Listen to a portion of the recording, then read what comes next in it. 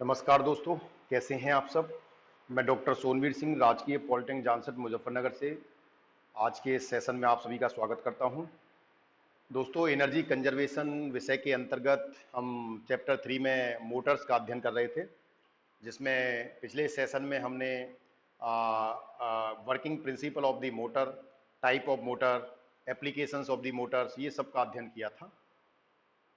आज के सेशन में हम एनर्जी एफिशिएंट मोटर्स की बात करेंगे, क्योंकि हम एनर्जी कंजर्वेशन विषय पढ़ रहे हैं। तो हमारे लिए मेन जो हमारा एम है इस सब्जेक्ट को पढ़ने का, कि हमें एनर्जी का एफिशिएंट यूज करना है, कुशल तरीके से ऊर्जा का प्रयोग करना है। ठीक है, एनर्जी का, और एनर्जी को कंजर्व भी करना है, उसका संरक्षण भी करना है। ठीक है, तो आज हम इसमें एनर्जी इफिशिएंट मोटर्स देखेंगे। ऐसी कौन सी मोटर हैं जो ऊर्जा का कुशल प्रयोग करती हैं। फाइन। सो जो भी दोस्त आज चैनल से पहली बार जुड़े हैं, उनसे निवेदन है कृपया चैनल को सब्सक्राइब कर लीजिए और नीचे बने बेल आइकन्स को क्लिक कर लीजिए, जिससे आपको लेटेस्ट अपडेट्स और नोटिफिकेशंस मिलते रहें। So when we talk about the energy efficient motor, जिसे ईईएम बोलते हैं हम। ईईएम का मतलब होता है एनर्जी इफिशिएंट मोटर, यानी ऐसी मोटर जो कुशल तरीके से, मतलब एक तरह से कुशल तरीके से कार्य करती हैं, इफिशिएंट वर्क करती हैं। In the future the cost of the motor, just a minute, in the future the cost of energy will increase due to the environmental problem and limited resources। अगर हम भविष्य की बात करें तो आने वाले समय में ऊर्जा की जो कॉस्ट है, जो कीमत है, वो और बढ़ेगी। उसका कारण क्या है कि कुछ एनवायरमेंटल प्रॉब्लम्स, यानी कुछ क्लाइमेटिक कंडीशंस, एनवायरमेंटल प्रॉब्लम, वातावरण में कुछ ऐसे चेंजेस आते हैं जिसकी वजह से इलेक्ट्रिसिटी को जनरेट करने में समस्याएं आती हैं। ठीक है, जैसे समय पे मौसम नहीं बनते, आपको सफिशिएंट मात्रा में रेन नहीं होती, तो पानी कम मिलता है, तो हाइड्रो पर इफेक्ट पड़ता है। ठीक है, तो मन मीन्स अगर एनवायरमेंटल चेंजेस होंगे और वो अननेचुरल होंगे तो ऑब्वियस है कि हमें समस्याएं आएंगी। ठीक है, और इसके साथ साथ जो हमारे पास रिसोर्सेज हैं जिसके माध्यम से हम एनर्जी को जनरेट कर रहे हैं, वो रिसोर्सेज भी हमारे पास लिमिटेड हैं, जिसका हम ऑलरेडी पहले वाले चैप्टर में हम ये सारी चीजें अध्ययन कर चुके थे। The electric motor consume major part of the electric energy in the industry. अगर हम इंडस्ट्री की बात करें तो इंडस्ट्री में जो भी इलेक्ट्रिसिटी सप्लाई की जाती है, उस इलेक्ट्रिसिटी का बहुत बड़ा हिस्सा केवल मोटर को ऑपरेट करने में यूज होता है। क्योंकि इंडस्ट्री के अंदर जो भी प्रोडक्शन होता है, उसमें जो मशीनरी यूज होती हैं, उनमें कहीं ना कहीं सभी में मोटर यूज होता है। तो सबसे बड़ा जो पार्ट है इलेक्ट्रिसिटी का, वो मेजर पार्ट जो है वो मोटर्स में होता है। मोटर्स मतलब कंज्यूम करती हैं इलेक्ट्रिसिटी को। So energy efficient motors are those motors whose design features are improved as compared to standard motor।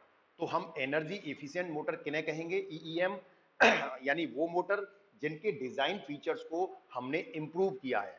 ठीक है, as compare to standard motor. जैसे पिछले वाले सेशन में हमने मोटर का प्रिंसिपल पढ़ा था, एक नॉर्मल मोटर का, हमने कि एक मोटर कैसे काम करती है। लेकिन उसी मोटर में अगर हम कुछ एडवांसमेंट करें और उसका एक इंप्रूव्ड वर्जन डिजाइन करें उसको, तो हम उसमें होने वाले लॉसेस को कम कर सकते हैं और उस मोटर की इफिशियंसी को बढ़ा सकते हैं। तो एक नॉर्मल जो स्टैंडर्ड मोटर होती है, अगर उससे हम कंपेयर करें इंप्रूव एनर्जी इफिशिएंट मोटर को, तो उसमें कंजप्शन हमारा कम होता है। Basically design improvements are based on the reduction of internal losses of the motor. जैसे हमने कहा ना कि अगर हम किसी वजह से मोटर के डिजाइन को इंप्रूव कर दें, ठीक है, तो उससे क्या होगा, उसके जो इंटरनल लॉसेस हैं, मोटर के अंदर जो लॉस होते हैं, वो लॉसेस क्या है, रिड्यूस होंगे। क्योंकि मोटर को जो भी हम इलेक्ट्रिक सप्लाई दे रहे हैं, फाइनली हम उस इलेक्ट्रिकल एनर्जी को मैकेनिकल एनर्जी में कन्वर्ट कर रहे हैं। लेकिन जितनी भी इलेक्ट्रिकल एनर्जी है, वो सारी एनर्जी मैकेनिकल में कन्वर्ट नहीं होती, उसमें से काफी सारा पार्ट हमारा क्या है, लॉसेस के रूप में वेस्ट हो जाता है। ठीक है, तो हमें मोटर के डिजाइन को इस तरह से इंप्रूव करना है कि उसमें जो इंटरनल लॉसेस हैं, वो लॉसेस उसके रिड्यूस हो जाएं। दीज इंप्रूवमेंट में बी एज फॉलोज। अब वो इंप्रूवमेंट क्या हो सकते हैं जिसके माध्यम से हम उसके लॉसेस को कम कर सकते हैं? तो देखें, जैसे ये आपका सिंपल एक मोटर का डायग्राम है, जिसमें देखें मोर कॉपर वायरिंग वाइंडिंग इन स्टेटर। अब कैसे हम कम करेंगे कि ज्यादा से ज्यादा कॉपर की वायरिंग हम यूज करें। ठीक है, कॉपर की वायरिंग हम ज्यादा से ज्यादा यूज करें, और उसके अलावा हायर स्लॉट फिल, जो स्लॉट्स हैं वो हायर फिलिंग होनी चाहिए स्लॉट्स की उसके अंदर। Then lower loss premium. ठीक है, lower loss premium steel core, यानी जो कोर बनाने में हम स्टील यूज कर रहे हैं, वो प्रीमियम स्टील यूज करें। देन उसके बाद longer stator steel stack with thinner lamination, यानी जो स्टेटर स्टील है, वो स्टैक है, उसे हम थिनर लेमिनेशन, उसकी जो लेमिनेशन है वो पतली हो। ठीक है, तो ये लो loss that means low loss silicon steel core, है ना, यानी लो लॉस, ये लिखा ना lower loss premium steel core, यानी ऐसी हमें स्टील की कोर यूज करनी है जिसमें कम से कम लॉस हो, टू इंक्रीज एक्टिव मटेरियल, ठीक है। Thick wire to reduce resistance, wire जो है वो थिक होना चाहिए और जिससे इसकी रेजिस्टेंस कम हो। थिन लेमिनेशन, लेमिनेशन पतली होनी चाहिए। एयर गैप कम होना चाहिए, हायर स्लॉट फिल कहा ना हमने, एयर गैप कम से कम होना चाहिए बिटवीन स्टेटर एंड रोटर, यानी जो रोटेटरी पार्ट है और जो आपका स्टेटर, उसके अंदर कम से कम एयर गैप होना चाहिए। जितना ज्यादा एयर गैप होगा उतना फ्रैक्शन बढ़ेगा, तो लॉस उतना ही ज्यादा होगा। Use of copper in place of aluminium rod, यानी कॉपर की रॉड यूज करें in place of aluminium. Bearing and small fan etcetera are considered, और जो बियरिंग हम इसमें यूज कर रहे हैं वो बियरिंग और एक छोटा फैन भी हम इसमें यूज करते हैं, जिससे ये कूलिंग के लिए। ये देखें यहाँ पर आपको ये फैन लगा हुआ है, ये पूरा कट सेक्शन है मोटर का, ये यहाँ फैन लगा हुआ है। तो ये फैन हम क्यों कहते हैं, जिससे ये मोटर में जो भी इसमें पार्ट्स हैं इसके वो कूल रहें, गर्म ना हो, गर्म होने की वजह से उसमें लॉसेस बढ़ेंगे। तो ये सारे हम अगर मोटर में ये चीजें यूज करते हैं अलग से, तो हम उसे और इफिशियंट बना सकते हैं, उसकी इफिशियंसी को बढ़ा सकते हैं। देन एनर्जी इफिशियंट मोटर, देखो आपने देखने में कुछ इस तरह से लुकिंग वाइज होती है, जिसमें हम अंदर बहुत सारे डिजाइन इंप्रूवमेंट्स करते हैं, जिसके माध्यम से पीछे वाले स्लाइड्स में हमने देखा भी कि हम उसमें फैन लगाकर, कॉपर वायर यूज करके, और आपका थिक वायर यूज करें, थिन लेमिनेशन यूज करें, स्टील प्रीमियम स्टील यूज करें, ये सारे चीजों को यूज करके हम उसके डिजाइन को इंप्रूव कर सकते हैं। It would also reduce the production of green house gases and push down the total environment cost of electricity generation, ठीक है। यानी इससे एनर्जी इफिशिएंट मोटर से में क्या होता है, ये it is also reduce the production of green house gases, क्योंकि इलेक्ट्रिसिटी जो प्रोडक्ट जितनी कम कंज्यूम करेगा वो एक तरह से किसी न किसी रूप में ग्रीन हाउस गैसेस को रिड्यूस करेगा। And push down the total environmental cost of electricity generation, तो जिसकी वजह से हमें जो टोटल कॉस्ट इलेक्ट्रिसिटी जनरेट होती है उसको ये एक तरह से रिड्यूस करता है। Also these motor can reduce maintenance cost and improve operation in industry. अगर हम एनर्जी इफिशिएंट मोटर्स को इंडस्ट्रीज में यूज करते हैं तो ये एक तो इनकी मेंटेनेंस कॉस्ट को ये रिड्यूस करता है, इसके साथ साथ इंडस्ट्री के अंदर जो ऑपरेशन होता है, जो इस मोटर के माध्यम से जो काम इंडस्ट्री के अंदर किया जाता है, वर्क किया जाता है, उसके ऑपरेशन को भी ये इंप्रूव करता है। Energy efficient Motors use less electricity, जो एनर्जी इफिशिएंट मोटर्स होती हैं वो कम से कम विद्युत ऊर्जा का प्रयोग करती हैं, क्योंकि उनका डिजाइन फीचर्स इस तरीके से इंप्रूव बनाया गया है कि उनमें जो इलेक्ट्रिकल एनर्जी का कंजप्शन बहुत कम होता है। रन कूलर, ठीक है, यानी जब वो ऑपरेट होती हैं तो वो बहुत ज्यादा हीट नहीं होती, गर्म नहीं होती, अगर ज्यादा हीट होंगी तो हीट के रूप में वो एनर्जी को लॉस करेंगी। And often last longer than NEMA, ठीक है, and often last longer than NEMA. NEMA क्या है, नेशनल इलेक्ट्रिकल मैन्युफैक्चरर्स एसोसिएशन, ठीक है, ये एक एसोसिएशन बनी हुई है जिसे नीमा बोलते हैं, नेशनल इलेक्ट्रिकल मैन्युफैक्चरर्स एसोसिएशन, जो इलेक्ट्रिकल इक्विपमेंट बनाती है, नेशनल लेवल की एक एसोसिएशन है। जितने भी इलेक्ट्रिकल इक्विपमेंट के मैन्युफैक्चरर हैं उन सबकी एक एसोसिएशन है, उन्हें अपने कुछ स्टैंडर्ड्स बनाए हुए हैं। तो जो नीमा के द्वारा जो मोटर है, be motor of the same size, यानी सेम साइज की अगर आप नीमा के स्टैंडर्ड की मोटर लेंगे तो एनर्जी इफिशिएंट मोटर जो है वो उससे ज्यादा लॉन्गर लाइफ होती है उसकी, ठीक है, उससे ज्यादा चलती है, वो उससे ज्यादा एफिशिएंट होती है। In India the capabilities of energy efficient motors are 3 to 4% larger than the standard motors, ठीक है। यानी इंडिया में अगर हम बात करें और मोटर की कैपेसिटी की बात करें, कैपेबिलिटी की बात करें, तो एनर्जी इफिशिएंट मोटर की जो कैपेबिलिटी है लगभग 3 से 4% ज्यादा होती है as compare to standard motor. जो एनर्जी इफिशिएंट मोटर नहीं होती हैं उनसे अगर हम एनर्जी इफिशिएंट मोटर की तुलना करें, ऊर्जा कुशल मोटर की तुलना करें, तो लगभग 3 से 4% वो ज्यादा एफिशिएंट होती हैं, ठीक है, स्टैंडर्ड मोटर की अपेक्षा। Motor and motor driven system account for 43 to 46% of all global electricity consumption and 69% of all electricity used by industry. यानी मोटर की हम बात करें, या तो मोटर या मोटर के द्वारा चलने वाले कुछ और सिस्टम, मोटर ड्राइवन सिस्टम, ठीक है। जैसे कि हमने एक ऑटोमोबाइल व्हीकल बना दिया, ऑटोमोबाइल व्हीकल क्या है, एक सिस्टम है जिसमें हमने एक मोटर लगा दी, और मोटर से वो पूरी क्या है, ऑटोमोबाइल व्हीकल जो है आपकी वो पूरी ड्राइव होती है, चलती है। जब तक आप मोटर नहीं स्टार्ट करेंगे अपनी गाड़ी की तब तक वो आपका जो सिस्टम है वो चलेगा ही नहीं। तो मोटर ड्राइवन सिस्टम, या तो मोटर हो या मोटर ड्राइवन सिस्टम है, मोटर से चलने वाले जो भी सिस्टम है इंडस्ट्री में, वो लगभग 43 से 46% ऑफ पूरे ग्लोबल इलेक्ट्रिसिटी का कंजप्शन करती है। यानी पूरे विश्व की इलेक्ट्रिसिटी जो कंज्यूम होती है उसमें से 43 से 46% जो इंडस्ट्री में यूज होती है, 43 से 45%, 46% तक इलेक्ट्रिसिटी जो है केवल वो मोटर और मोटर के द्वारा चलने वाले इक्विपमेंट के द्वारा कंज्यूम होती है, ठीक है। And 69% of all electricity use in industries, और 69% ऑल ओवर एनर्जी जो इंडस्ट्रीज में वो यूज होती है उसका 69% यूज जो होता है वो आपका मोटर ड्राइवन में होता है। Inefficient electric motor waste electrical energy and therefore cost more to operate, यानी जो इनएफिशिएंट मोटर होती हैं यानी जिनकी इफिशियंसी बहुत अच्छी नहीं होती, वो मोटर क्या है, उनके जो ऑपरेशन है वो कॉस्टली होता है, उनको चलाना महंगा पड़ता है क्योंकि एनर्जी का कंजप्शन उनमें ज्यादा होता है।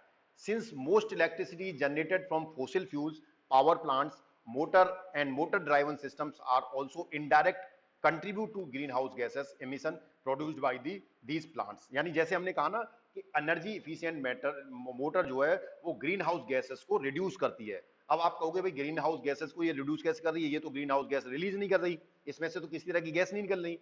तो ये इन टर्म्स ऑफ इसलिए करती है कि इस मोटर को ऑपरेट करने के लिए जो हम इलेक्ट्रिसिटी यूज कर रहे हैं, अगर कोई मोटर कम इलेक्ट्रिसिटी खपत करती है तो उतनी एनर्जी हमें कम बनानी पड़ेगी।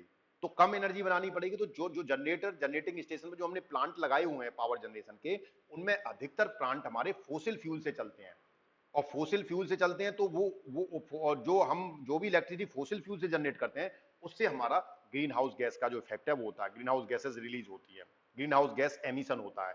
तो एक तरह से इनडायरेक्टली आपका वो एनर्जी इफिशिएंट मोटर आपके ग्रीन हाउस गैस एमिशन को रिड्यूस करता है। फाइन। जैसे जैसे hence there are compelling economic and environmental reason to increase the use of energy efficient motor. तो एक तरह से हमें ऊर्जा कुशल मोटर को प्रयोग करने के लिए जो हम पे जो दबाव है वो दोनों तरह से है। एक तो इकोनॉमिकली भी कि वो हमें मतलब इन टर्म्स ऑफ मनी देखें तो सस्ता पड़ता है, और इसके साथ साथ एनवायरमेंट को भी फायदा होता है। अगर हम ऐसे इक्विपमेंट यूज करेंगे जो ज्यादा ऊर्जा का खपत करेंगे तो उतनी ही एनर्जी हमें ज्यादा बनानी पड़ेगी और उतना ही फोसिल फ्यूल्स हमें ज्यादा बर्न करना पड़ेगा, उतना ही ग्रीन हाउस गैसेस का एमिशन ज्यादा होगा। To keep in mind the BIS, bureau of Indian standard electro technical department, ठीक है, BIS को बोलते हैं हम, BIS को बोलते हैं bureau of Indian standard electro technical department. तो BIS standard the energy efficient motor are design for operate between 75 to 100% rated capacity without affecting efficiency. यानी कि जो आपकी BIS के मानकों की अगर हम बात करें, ब्यूरो ऑफ इंडियन स्टैंडर्ड्स के जो मानक हैं उनके आधार पर बात करें तो जो एनर्जी इफिशिएंट मोटर हैं उनको इस तरह से डिजाइन किया जाता है कि वो 75% से 100% के लोड पर भी, रेटेड कैपेसिटी पर भी वो उनकी इफिशियंसी इफेक्ट नहीं होती। क्योंकि आप अगर नॉर्मल हम मोटर की बात करें, स्टैंडर्ड मोटर की बात करें, तो अगर कोई स्टैंडर्ड मोटर फुल लोड पर काम कर रही है तो उसकी इफिशियंसी मान लो 80% है, अगर वो 50% लोड पे आ जाती है तो उसकी इफिशियंसी और कम हो जाती है, 60% 50% रह जाती है।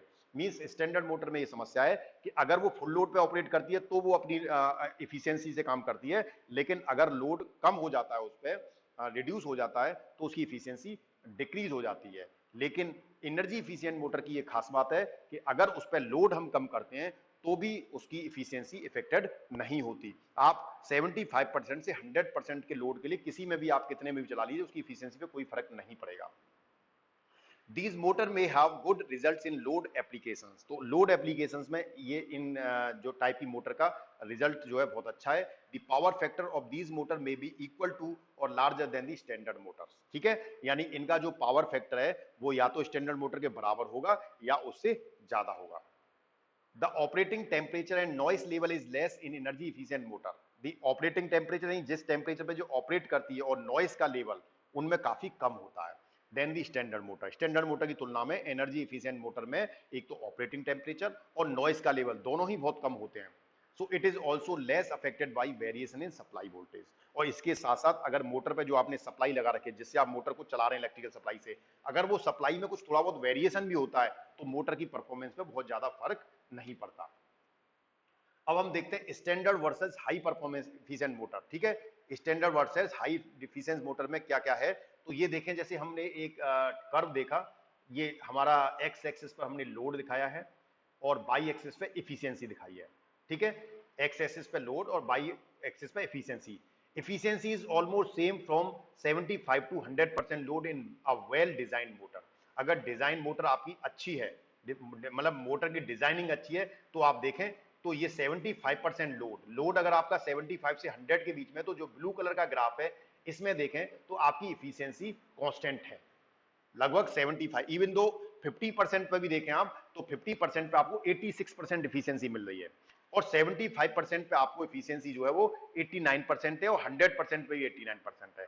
तो 75 से 100% के बीच में अगर ये मोटर लोड ऑपरेट होती है तो ये मैक्सिमम इफिशियंसी आपको देती है, ठीक है। जबकि वहीं हम अगर हम स्टैंडर्ड मोटर की बात करें जो रेड कलर में आपको दिखाई दे रही है, तो ये 100% पे तो 85% इफिशियंसी दे रही है, और 75% पे 84 दे रही है, और 50% पे 80 दे रही है। दैट मींस इसकी इफिशियंसी जैसे जैसे आप लोड कम करते जा रहे हैं वैसे वैसे इसकी इफिशियंसी डिक्रीज हो रही है, जबकि एनर्जी इफिशियंट मोटर में ऐसा नहीं होता। फाइन। और 25% लोड पे भी देखें तो आपकी इसकी लगभग 60% इफिशियंसी है, जबकि एनर्जी इफिशियंट मोटर की 70% है।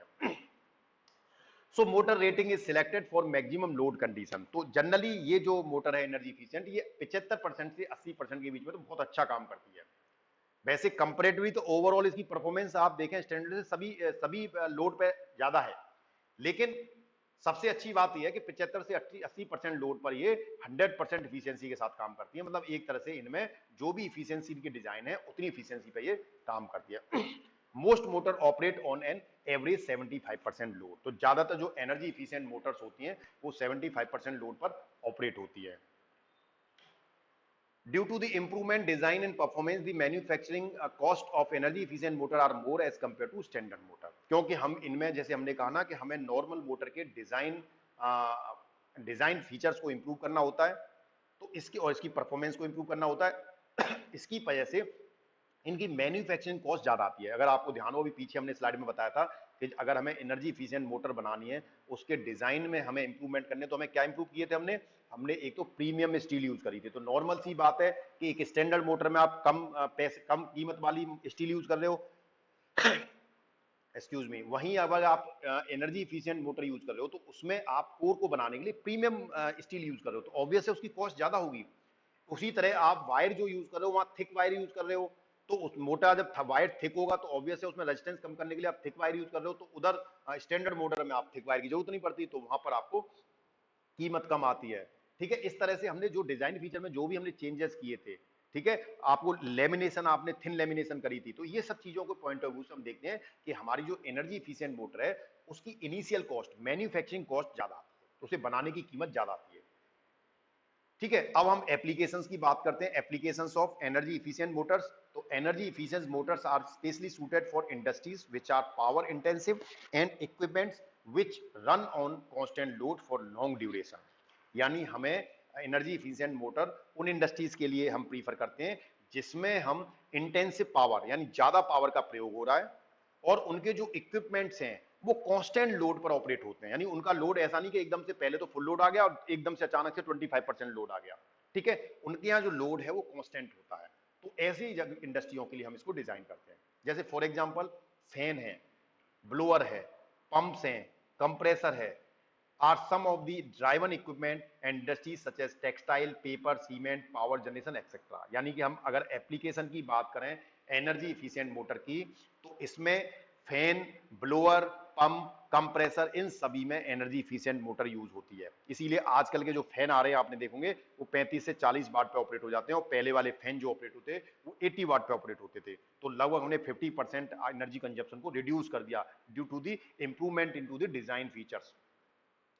आर सम ऑफ द ये। और उसके बाद इंडस्ट्रीज की बात करें तो टेक्सटाइल इंडस्ट्री है, पेपर इंडस्ट्री है, सीमेंट इंडस्ट्री है, पावर जनरेशन है, इन सभी में हम एनर्जी इफिशिएंट मोटर्स का यूज करते हैं। तो ये तो हमने एनर्जी इफिशिएंट मोटर के बारे में जाना, उनकी एप्लीकेशंस जानी। अब हम एक बार लिमिटेशंस देख लेते हैं कि इसकी लिमिटेशंस क्या है।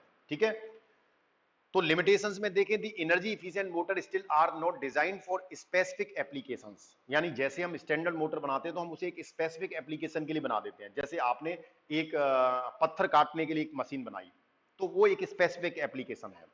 ठीक है, लेकिन ये जो मोटर है एनर्जी इफिशिएंट मोटर, ये स्पेसिफिक एप्लीकेशन के लिए नहीं बनाई जाती, क्योंकि जो स्पेसिफिक एप्लीकेशन है उसमें मोटर पर लोड वेरी हो जाता है। कभी लोड अचानक से ज्यादा आ गया, कभी लोड कम हो गया। Most interrupted duty with time. अब ऐसी जगह पे हम इसे एनर्जी इफिशिएंट मोटर को यूज नहीं कर सकते जहां पर जो मोटर की ड्यूटी है, मींस मोटर का जो चालन है वो इंटरप्टेड हो जाता है, ठीक है, रुकावट आ जाती है उसमें, यानी कभी हमें बंद करनी पड़ रही है, कभी स्टार्ट करनी पड़ रही है, कभी हमने प्रोडक्शन बंद कर दिया, कभी स्टार्ट कर दिया। इस तरह की एनवायरमेंट में भी हम इस मोटर को प्रीफर नहीं करते। स्पेशल टॉर्क एप्लीकेशन, यानी हमें कुछ ऐसी एप्लीकेशन जहां पर हमें टॉर्क स्पेशल चाहिए, जैसे क्रेन। क्रेन से हम क्या करते हैं, क्रेन पे आप हैवी लोड को उठाते हैं, you push you push up the load, ठीक है, एक तरह से लोड जो होता है हैवी, जो वो लोड है उसको आप क्रेन के माध्यम से क्या करते हैं, उठाते हैं। तो जब उसे क्रेन से उठाते हैं तो वहां पर लोड एकदम से बहुत ज्यादा है, तो वहां पर हमें टॉर्क बहुत ज्यादा चाहिए।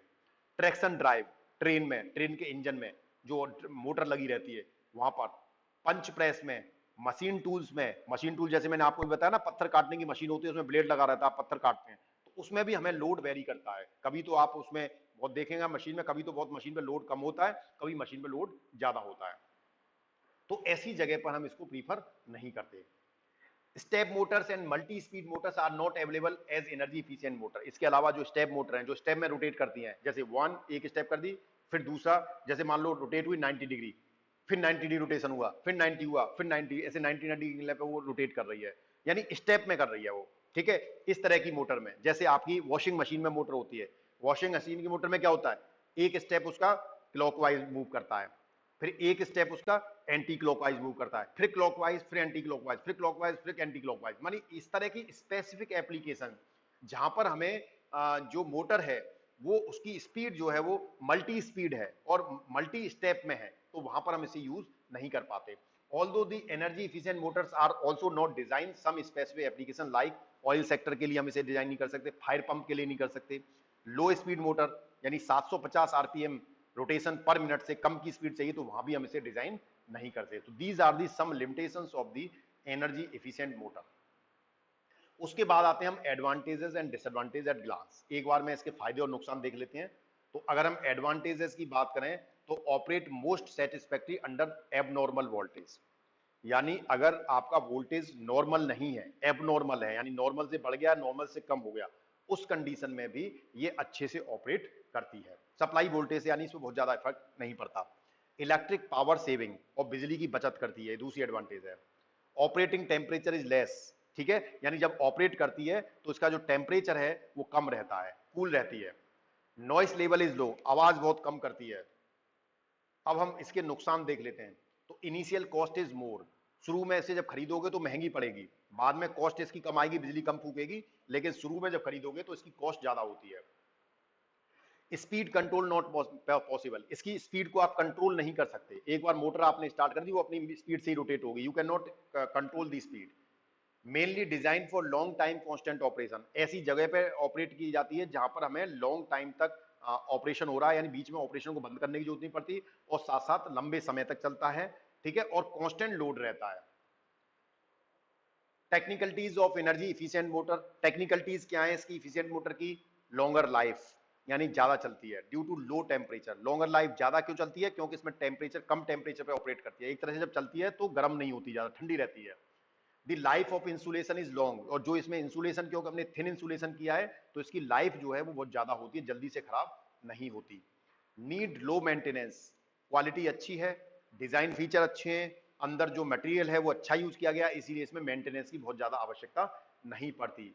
Bearing grease, life is long on low temperature, hence regreasing time increase, यानी कि जैसे जब मोटर, जब जनरली होता क्या है, मोटर जब आप ऑपरेट करते हैं तो समय समय पर मेंटेनेंस मांगती हैं, उनमें ओवर हीलिंग करनी पड़ती है, उनको खोल के उनके पार्ट्स में ग्रीसिंग लगाना, जिससे जो, क्योंकि मोटर एक मूविंग पार्ट है, तो मूविंग पार्ट हो तो ऑब्वियस है जब वो मूव करेगा तो किसी न किसी से वो फ्रैक्शन भी आएगा उसमें, ठीक है, फ्रैक्शन आएगा तो लॉसेस बढ़ेंगे, तो हम समय समय पे क्या उसकी ओवर हीलिंग करते रहते हैं। ऐसे मैकेनिकल इक्विपमेंट, मशीनरी जो मूवेबल वाले पार्ट हैं, उनको जब ऑपरेशन नहीं होता इंडस्ट्री में, उनको खोल के उनकी ओवर हीलिंग की जाती है, उनमें प्रॉपर ग्रीसिंग, ऑयलिंग, ये सब किया जाता है, जिससे ग्रीस लगाने पर क्या है वो आसानी से मूवमेंट होता है। जैसे बियरिंग में आपने देखा होगा, साइकिल में आपकी बियरिंग होती है ना, गोली, गोली जिन्हें बोलते हैं, गोलियां प्याली बोलते हैं, डिफरेंट रीजन में हो सकता है कुछ और भी बोलते हो, तो आप उनमें क्या ग्रीस लगा देते हैं, जिससे क्या जब साइकिल चलती है तो वो, जब वो उनमें रोटेशन होता है तो वो ग्रीस की वजह से उनमें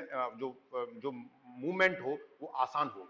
तो इनमें जो एनर्जी इफिशिएंट मोटर है, इनमें जो रीग्रीसिंग है, क्योंकि ग्रीसिंग आपने एक बार कर दी तो आपको दोबारा भी उसको कुछ एक पर्टिकुलर टाइम के बाद करना पड़ेगा। सपोज अगर आपको स्टैंडर्ड आपकी जो मोटर है उसमें ग्रीसिंग की आवश्यकता आपको 6 महीने में पड़ती है, तो हो सकता है कि जो एनर्जी इफिशिएंट मोटर है उसमें ग्रीसिंग आपको साल में एक बार ही करनी पड़े, तो उसकी जो रीग्रीसिंग टाइम है वो बढ़ जाता है। Generally the life of motor is double for every reduction of 10 degree Celsius temperature. ठीक है, अगर आप हमने कहा ना कि ये मोटर कम टेम्परेचर पर ऑपरेट होती है, और अगर किसी मोटर का टेम्परेचर अगर आप 1 डिग्री सेल्सियस कम कर देते हो तो उसकी लाइफ लगभग डबल हो जाती है। ठीक है, एवरी 10 डिग्री सेल्सियस, यानी अगर आपने 10 degree Celsius temperature operating temperature कम कर दिया तो उस मोटर की लाइफ एकदम डबल हो गई। The motor should be designed for the operation on 85% rated motor load, यानी इस मोटर को डिजाइन जो किया जाता है वो 75% से 100 के बीच में डिजाइन किया जाता है। Energy efficient motor utilise high quality materials and employ optimise design to achieve higher efficiency. ठीक है, यानी एनर्जी इफिशिएंट मोटर्स को हम जो यूटिलाइज करते हैं उसको उपयोग करते हैं, हाई क्वालिटी मटेरियल उसमें यूज करते हैं। ठीक है, ऑप्टिमम डिजाइन होता है उसका, और जिसकी वजह से हमें इसकी इफिशियंसी ज्यादा मिलती है। लार्ज डायमीटर कॉपर वायर, यानी इसमें जो कॉपर वायर यूज करते हैं वो काफी थिक होता है, मोटा होता है, उसका डायमीटर ज्यादा होता है। इन दी स्टेटर, जो स्टेटर में आप यूज कर रहे हैं, and more aluminium in the rotor reduce resistance loss. ठीक है, और ज्यादा एल्यूमिनियम अगर आप रोटर में यूज करते हैं, यानी उनमें गैप, एयर गैप ना रहे, तो उसकी वजह से रेजिस्टेंस लॉस कम होता है। improved rotor configuration and optimized rotor to stator air gap result in reduced state load losses, यानी अगर हम इसके कॉन्फ़िगरेशन, रोटर के कॉन्फ़िगरेशन को इंप्रूव कर दें, अच्छी क्वालिटी का कर दें, और रोटर और स्टेटर के बीच में जो गैप है उस गैप को कम कर दें। मान लीजिए इस तरह से अगर मूवमेंट हो रहा है, ये आपका रोटर है और इसमें ये रोटर ऐसे मूव कर रहा है स्टेटर पार्ट में, तो इस मूवमेंट में जितना कम गैप होगा उतना ही ज्यादा उसमें लॉसेस कम होंगे। ठीक है, तो रोटर और स्टेटर के बीच में गैप को कम कर देना, जिससे स्टे लॉसेस कम होंगे। So this is all about the energy efficient motor, कैसी होती हैं, क्या उनकी एडवांटेजेस हैं, क्या डिसएडवांटेज हैं, क्या लिमिटेशंस हैं, क्या एप्लीकेशंस हैं, क्या टेक्निकलिटीज हैं, ये सारी चीजें हमने आज के इस सेशन में पढ़ी। So thank you very much, thanks for your passion. जो भी स्टूडेंट आज चैनल से पहली बार जुड़े हैं उनसे निवेदन है, कृपया चैनल को सब्सक्राइब कर लीजिए और नीचे बने बेल आइकन को क्लिक कर लीजिए, जिससे आपको लेटेस्ट अपडेट और नोटिफिकेशंस प्राप्त होते हैं। धन्यवाद।